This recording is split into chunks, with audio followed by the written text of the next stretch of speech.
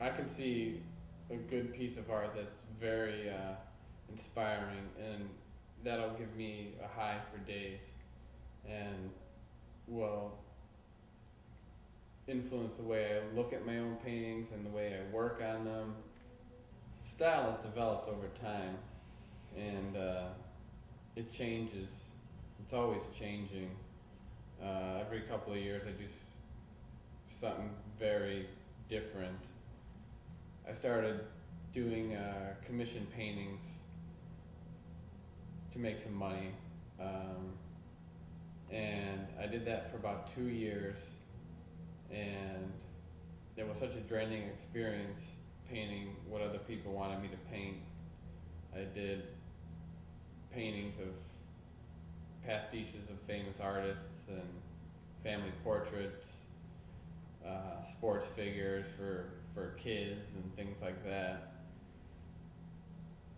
And after a particularly tedious painting of flowers and fruit, I decided that I was no longer going to do commission painting, and that it was really a waste of my time.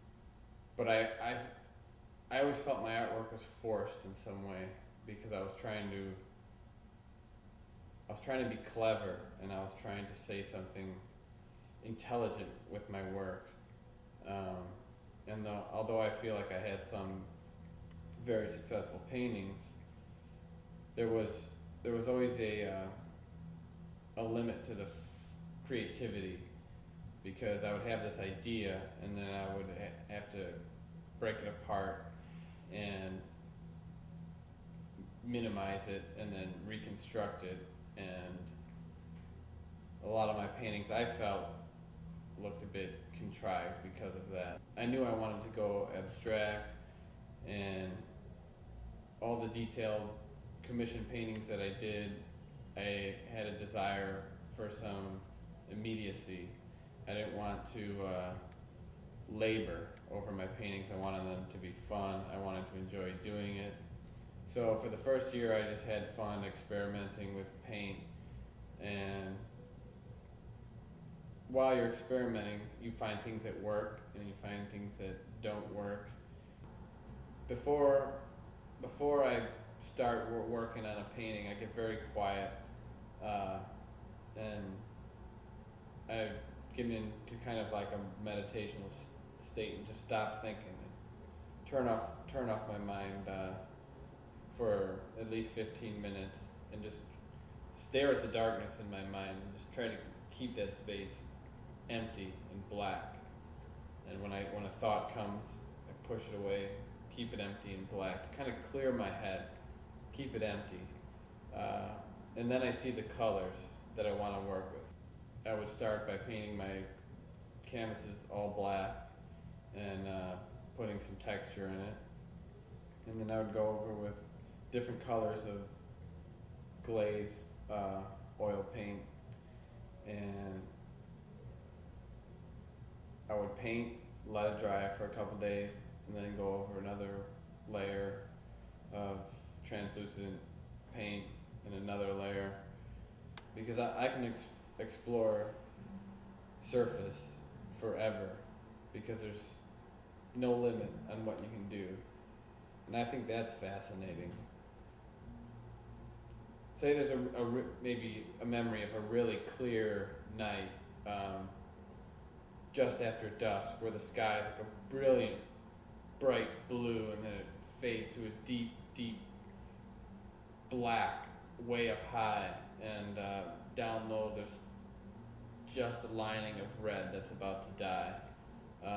Those are what I look at, and what I see in that color is the magic of experience, the magic of life, and seeing the beauty that is around you, because there's such remarkable beauty everywhere that when you focus on it and you see it and you experience it, you feel very alive, and life can be so lush. And I kind of think in my head, when life is lush like that, like almost running your fingers through colors of wet paint. You know, you can like squeeze it and feel it and love it.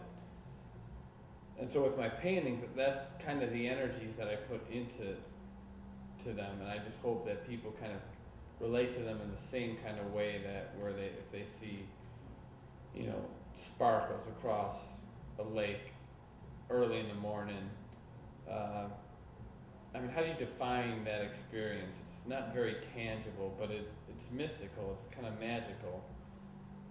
And that's what I hope people get out of my paintings. That's kind of the intention behind them and the direction that I aim for, is to kind of grab the elusive, nondescript feelings of absorbing something that they find beautiful or mysterious. I've always loved looking at nature in detail, and I've always noticed the exquisite color combinations that I personally wouldn't think of, and they're subdued and subtle, and I love that. So I started kind of going with that inspiration. My paintings now are all about surface and mood and color. And the more intricate color combinations I can get in a painting, the more satisfied I am with it. But what's most important is the mood. And that mood isn't something that is always tangible. Definitely, I want them to have some sort of emotional experience, but I'm not trying to control it. When I make the paintings, I have a particular emotional experience, just by the colors I want to work with. So it's really important to me that it's not a certain mood, you know, it's not despair or sadness or gratitude or whatever, you know. It's fluid. And that's what I like about it, because when people tell me about what they see in my paintings, it's often from a direction that I would have never come from in my own mind. So their perspective is a gift to me, as my perspective is a gift to them. And there in that exchange is something very real and human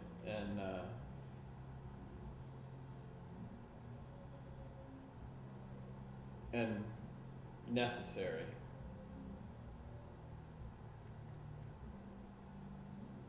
I've kind of abandoned the approach to be clever and